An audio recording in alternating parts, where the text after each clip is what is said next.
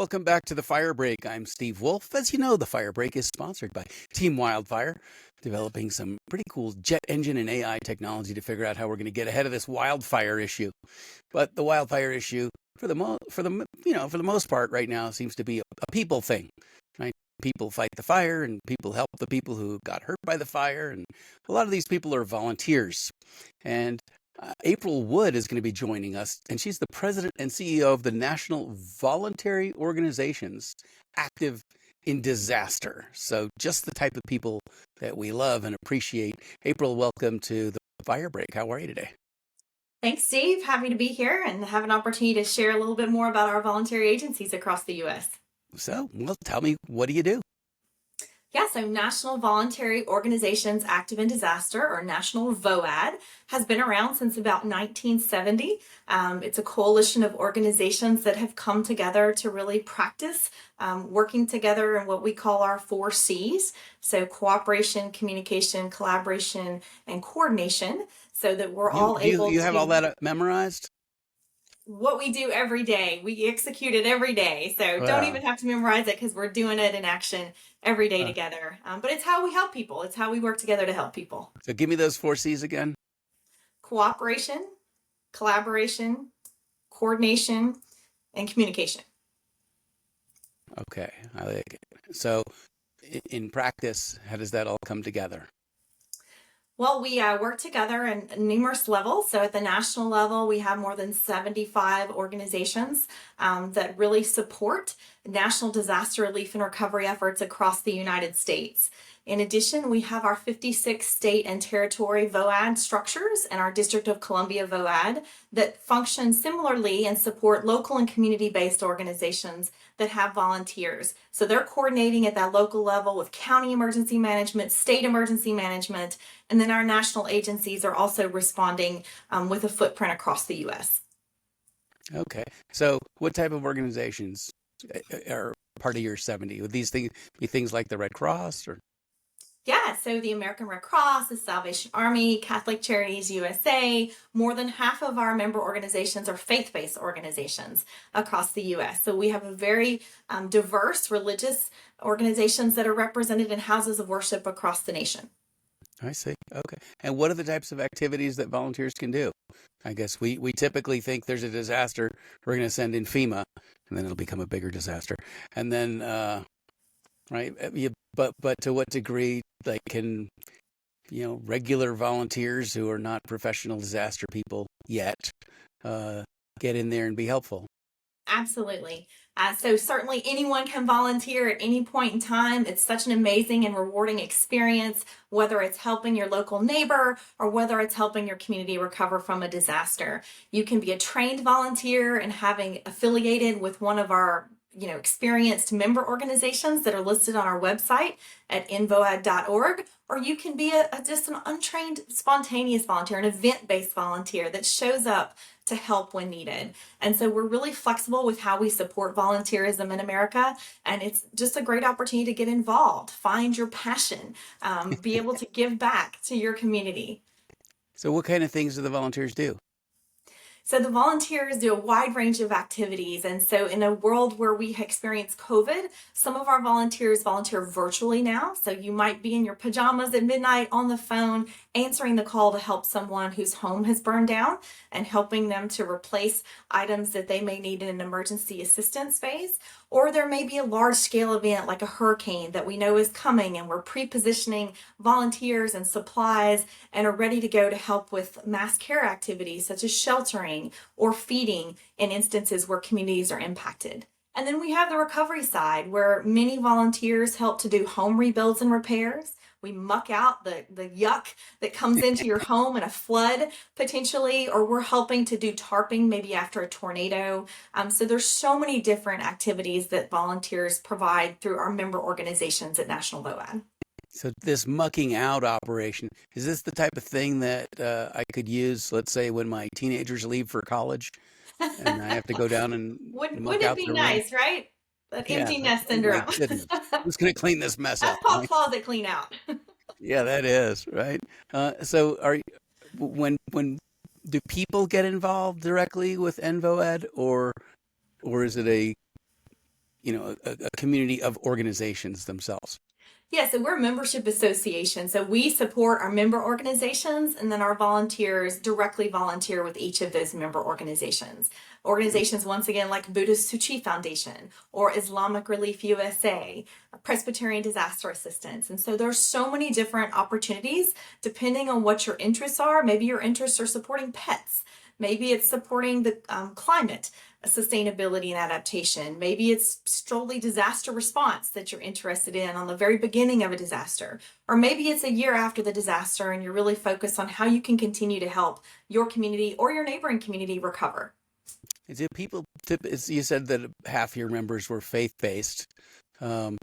Is there cross-pollination where a person of one faith might be working with an organization of a different faith because that organization focuses on the type of relief effort that they want to provide? We all do work together, no matter what our backgrounds are, culturally, politically, religiously. We all work together across our coalition of organizations with the common mission. We're united around helping people. We're united in service. That's actually the theme for our conference coming up this year, May the 6th through the 9th in Phoenix. And so we're really excited to welcome more than 700 individuals and disaster relief experts from across the U.S. that'll be coming together for an opportunity to really network and build relationships and learn from one another and share what we've learned over the last few years. And this is your conference number what? Oh, this is probably 26 or 27, I think. Oh, We've been doing goodness. this for a long time, so excited to bring everybody together. It's a favorite spotlight of the year, where many of our member organizations come together, and then our private sector partners and our government partners join us and support us there as well. And who are your main private and government partners? Yeah, so we work a lot with the federal government at the national level. So I sit in the National Response Coordination Center representing a liaison seat at FEMA National Headquarters. And so we work with FEMA quite a bit on the emergency management side of the house for coordination. That way we're able to really maximize resources, reduce duplication of efforts. We work closely with the Small Business Administration. I just had the opportunity this week to sign a strategic alliance memorandum with the Small Business Administration. This is our first formalized partnership between the SBA and National VOAD, where we're really looking to help support our disaster case managers, those volunteers that are sitting in front of that family that's lost everything, and connecting them with the right resources at the right time to help them on their road to recovery. So what is your engagement with the SBA helping small businesses who've lost things in disaster, or is it small businesses who want to participate in disaster relief, or both? So I would say it's probably both, but our focus is really on the individual or the family unit that's been impacted, the residential community that's been impacted. But we know that those are also the small business owners within the community. And so we help them more at an individual or family unit level, and then they in turn helps build the resilience around their business. But we are able to connect them to government resources like the Small Business Administration has. And our government partners have been doing a lot of reform lately with their programs and their policies. And I know FEMA's been rolling out some big changes in individual assistance that's been in the works now with feedback collected over the last 2 decades. So it's excited to see, this hurricane season we'll be trying out some of those new programs. The SBA has made a number of changes to their programs as well. And so really looking forward to see how we can best support disaster survivor recovery by working with our federal partners.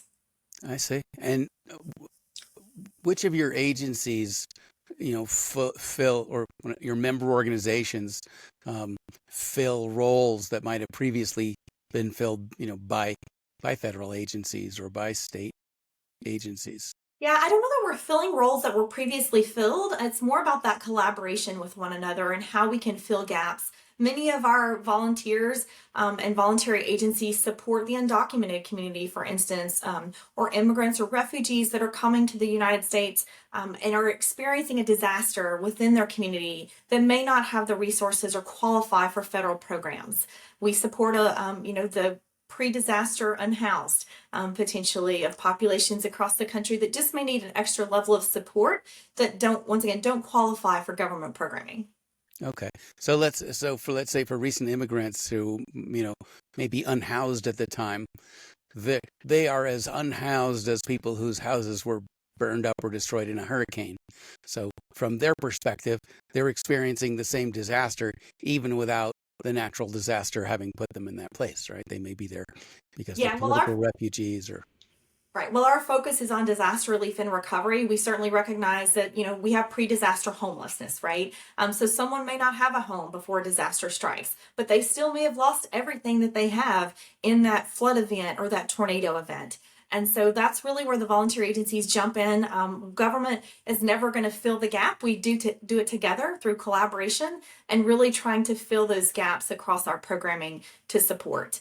Even if an individual receives a maximum grant from FEMA that they're approved and qualified for after a disaster, oftentimes it's not enough to help them on their road to recovery. So that's where our voluntary agencies come in and fill some of those gaps to really support that individual and family recovery. I see. What are some of the success stories that you've heard back from people who were the recipients of the efforts of these volunteer organizations? Yeah, so one of my favorites right now is really focused on mitigation. So in Crisfield, Maryland, our Maryland VOAD team has just launched a campaign to raise $6 million to elevate 100 homes in a community that has experienced repeated flooding. And so where we are seeing those outcomes is they were able to do this post-Hurricane Sandy and raise a number of homes successfully that did not reflood in a recent coastal flooding event in the last year or two. And so by seeing the outcomes of that investment more than a decade ago, they are now looking to elevate 100 additional homes and save those families the burden of being reflooded over and over again each time we have a coastal flooding event on the East Coast. Well, I'll ask you a linguistics question next. Is it confusing that if someone says my home was raised, it could either mean elevated or burned to the ground? Potentially, but most of the time the floods and the wildfires don't get confused. Right. And do you ever see floods and fires together? Do you ever get a hurricane and a wildfire at the same time? So certainly you can have a hurricane that starts a fire that could contribute to a wildfire. I don't know that we've seen a mega fire, if you will, from a hurricane, but we certainly see smaller fires or gas leaks that occur during a hurricane event that can happen for sure. So, and as climate seems to be driving more and different types of natural disasters, where is the effort shifting? Like, where do we need less in areas and need more in other areas as a result of the type of change we're seeing in disasters and their intensity?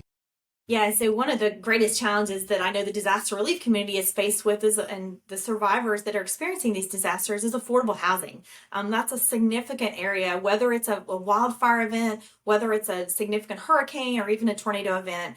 Having affordable housing available to support recovery for individuals impacted by these large-scale events is really a challenge in the U.S. right now. It's also a challenge to find volunteer housing to house the volunteers that are coming into these communities to help with the rebuilds and the repairs that are occurring. And so that's one thing we're focused on with a number of our partners and working with our federal organizations. You asked me about the private sector partners earlier.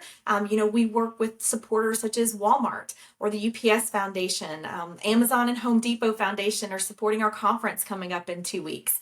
And so we're just really excited to have that support and coordination with the private sector. Rob Glenn over at the U.S. Chamber of Commerce Foundation and I work closely together, just like I work alongside our government partners as well. Very, very interesting. Yeah, so I'm guessing since you've been in this a while, it's pretty satisfying work for you. I have the greatest job in the world. I get to help people every day working with most amazing, dedicated volunteers across America. So yeah, I'm very passionate about this. I love the work we do. I love partnerships. I love data sharing and how we can help continue to support disaster survivors through working closely together. You talked about data sharing, which is a technology end job, right? It's a little more sophisticated than putting sand in sandbags and stacking them. How high a technology could a volunteer have an opportunity to interact with? Are they doing GIS work? Are they? Yeah. So certainly volunteers have access to systems like Web EOC that our emergency management partners utilize, where we may be entering data and sharing our situational awareness information, our SIT reps.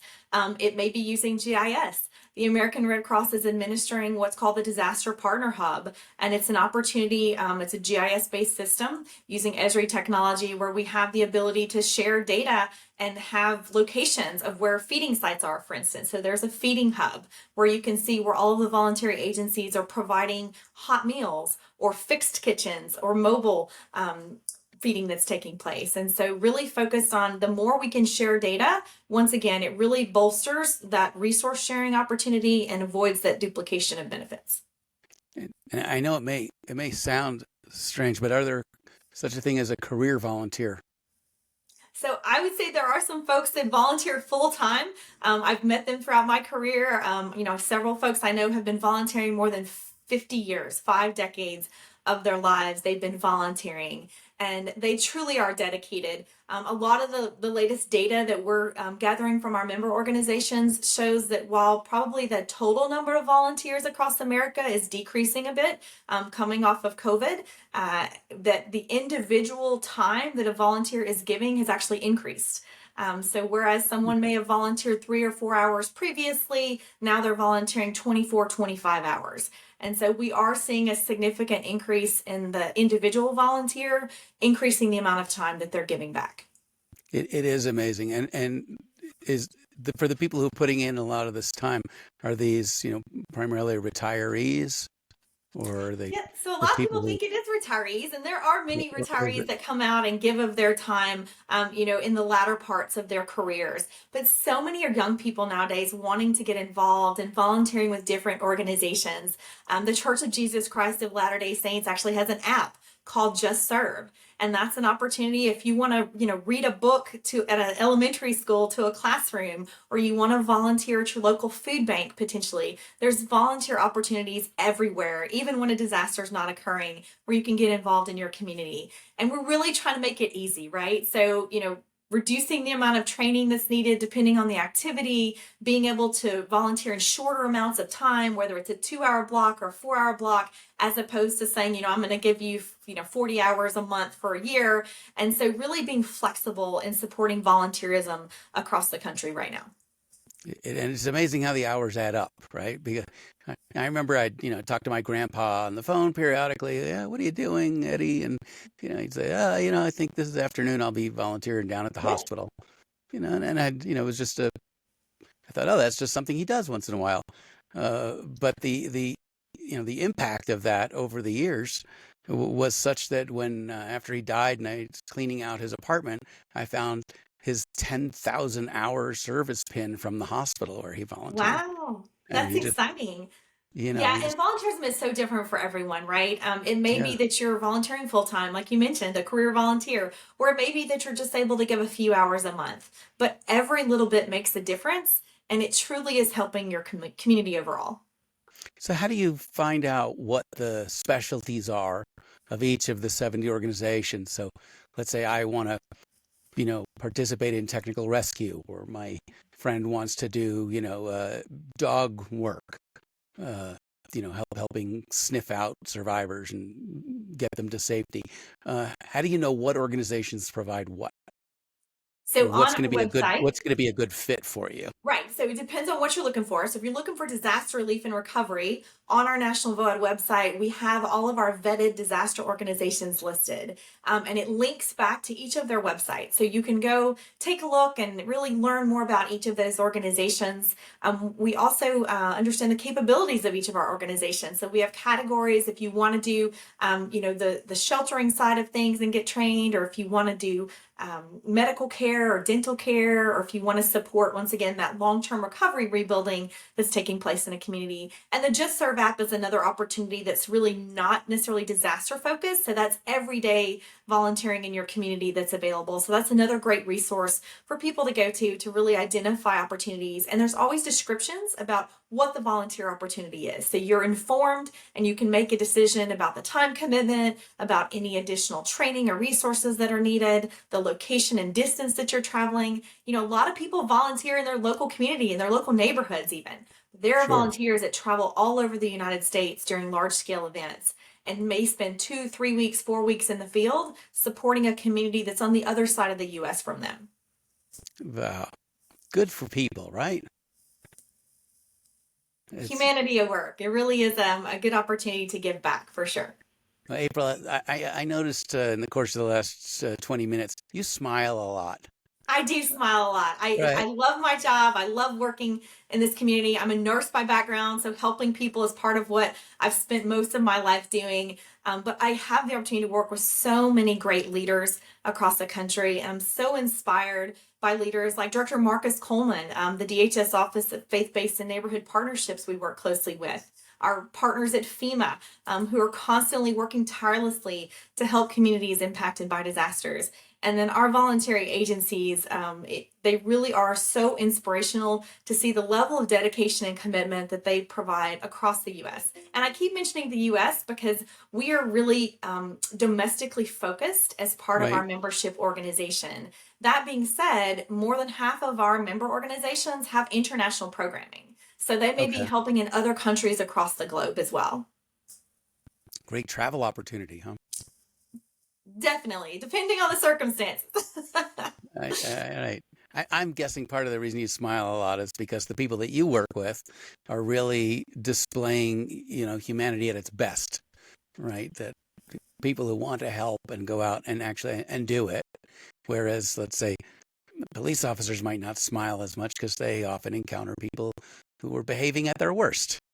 And so, depending on which side of people you get to see more often, that's really going to impact how you feel about humanity. Yeah, we get to meet people sometimes on their worst days, right? And some of the phone calls we receive, they've exhausted all the other resources that they have available to them.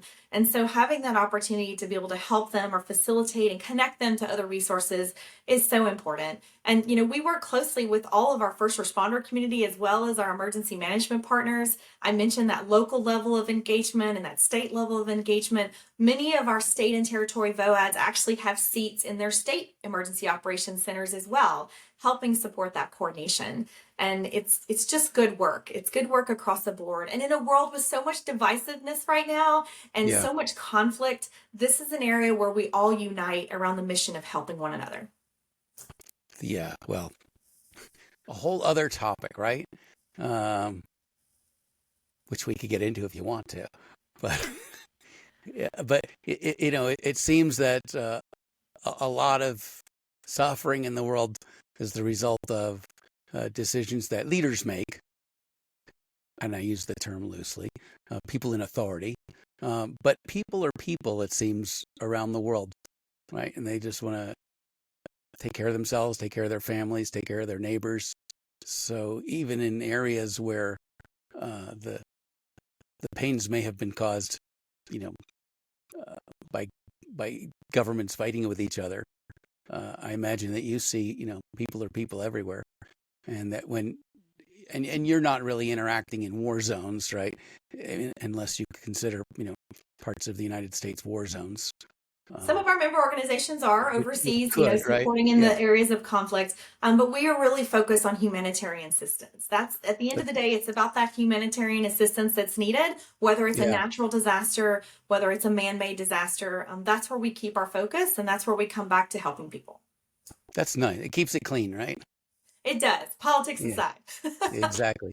Is there any type of app on your website yet where, as a prospective volunteer, it would ask me, how many hours do you want to work? How far are you willing to travel?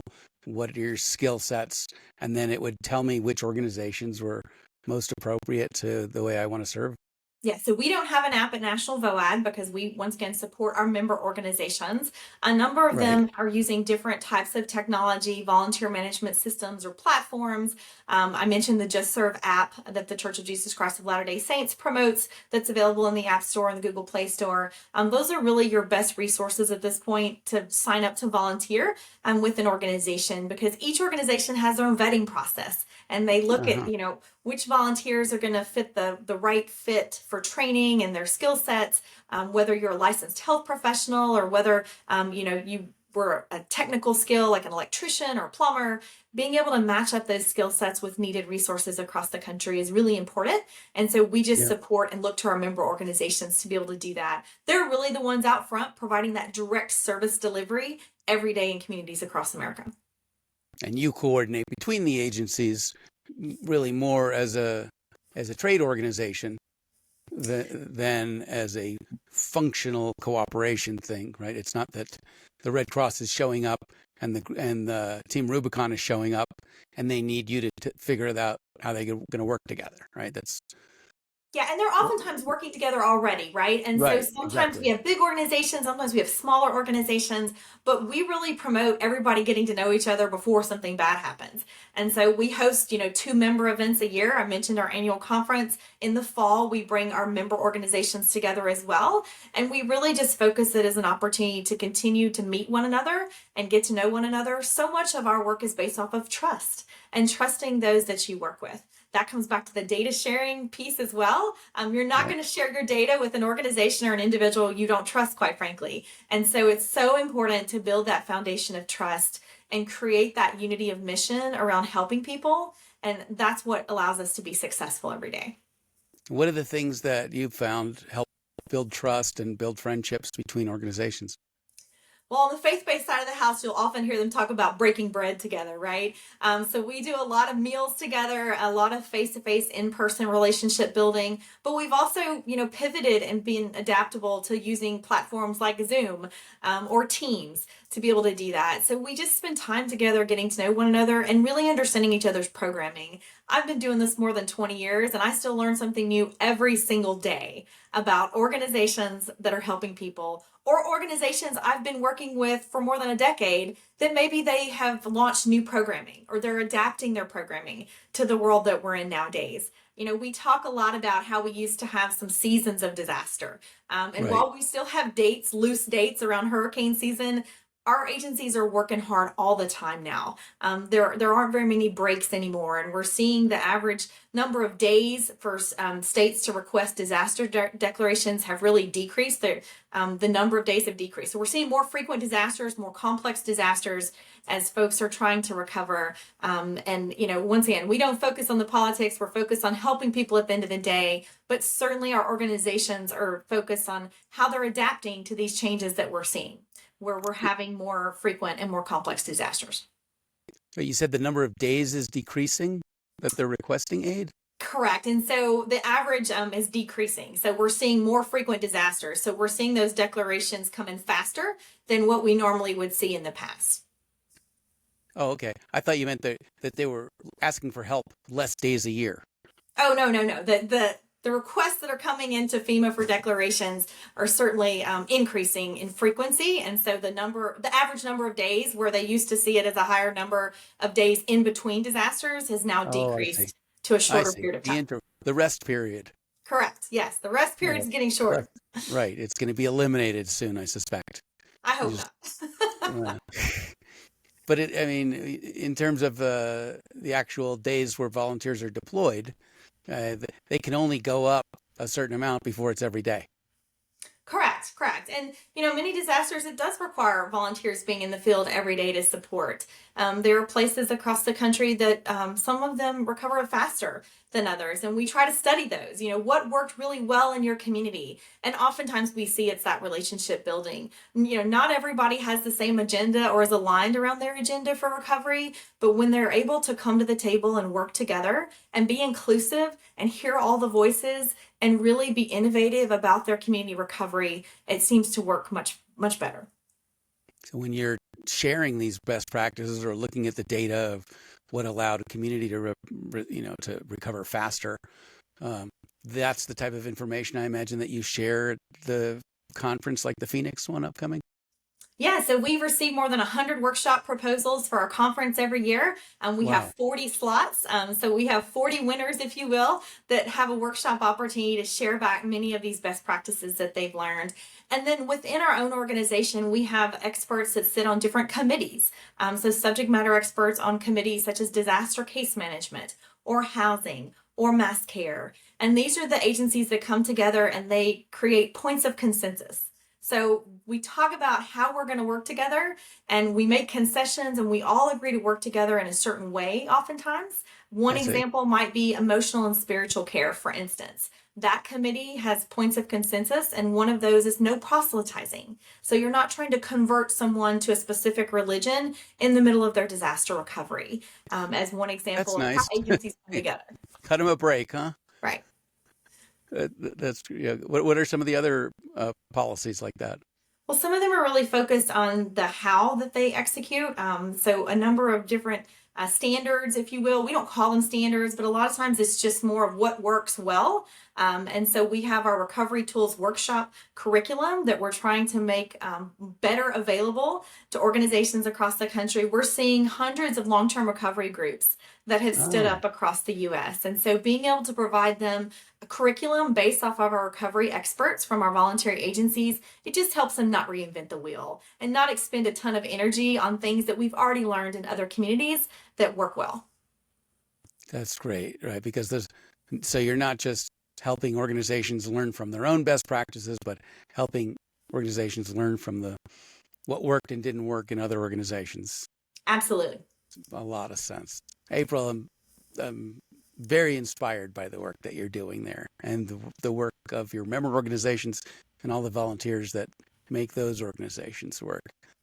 That's what it's about at the end of the day. So It's much. the volunteers that make it happen, Steve, for sure. They're the ones out in the field giving of their time and sacrificing so many things to be available to their own community and other communities that have been impacted. And we're so grateful for the volunteer efforts and the work that's taking place every day. And we just continue to hold one another up and support one another and reminding ourselves that self-care is important as well, right? So we need to take care of yourself to take care of others. And so that's often a message that we're pushing because it's very easy to get distracted when you have so much loss and suffering in front of you. And Sure. You really have to remind your own self to get some sleep and take a break every once in a while as you continue to give back to others. Sleep is not optional. and I guess eventually it comes. Right. As we delve into more and more of the science, we're finding sleep is way more important than we thought it was. So, all right. So April, I wish you tonight get some good sleep. And You as well. That'll prepare you for tomorrow when you're learning more things, because you learn something every day. Thank you so much for joining me on the Fire Break today. I really appreciate it. Thanks for the opportunity to share a little bit more about our voluntary agencies, and thanks for the work that you're doing every day as well. The innovation and the attention to how we can continue to save lives and prevent loss of structure and infrastructure is so important. Yeah, well, we're all on the same thing here, right? Make our planet a little safer and a little friendlier. So thank you so much. All right, well, folks, this is April Wood from National VOAD. Check out their website, find an organization that appeals to you, and go out and put in some hours, and you'll see it makes a big difference. Probably more difference to you than the people you're helping. You'd be surprised. Listening to The Fire Break, I'm Steve Wolf. We're sponsored by Team Wildfire, and we'll see you at the next one. Take care.